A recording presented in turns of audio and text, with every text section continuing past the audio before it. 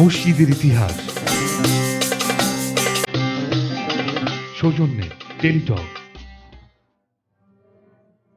বাবা আদম মসজিদ বাংলাদেশের মুন্সিগঞ্জ জেলায় অবস্থিত একটি প্রাচীন মসজিদ, যা 1483 সালে নির্মিত। মালিক কাফুর কর্তৃক জামে মসজিদ হিসেবে মসজিদটি নির্মিত হয়। এই মসজিদে নিয়মিত জামাতে নামাজ আদায় করা হয়। মসজিদের চত্বরে বাবা আদম শহীদের মাজার অবস্থিত। 1948 খ্রিস্টাব্দ থেকে বাংলাদেশ প্রত্নতত্ত্ব অধিদপ্তর এই স্থাপনার তত্ত্বাবধান করছে।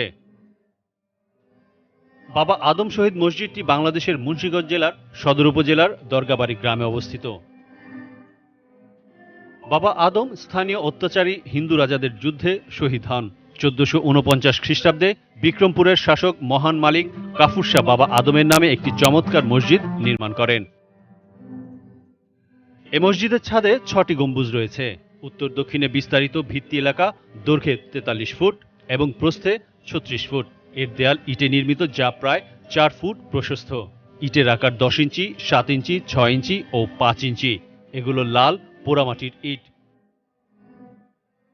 সম্মুখভাগে 3টি খিলানাকৃতির প্রবেশপথ রয়েছে, যার মাঝেটি বর্তমানে ব্যবহৃত হয়। অভ্যন্তরভাগে পশ্চিম দেয়ালে 3টি মেহরাব রয়েছে, আর পূব দেয়ালে রয়েছে আরবি লিপিতে উৎকীর্ণ একটি শিলাফলক।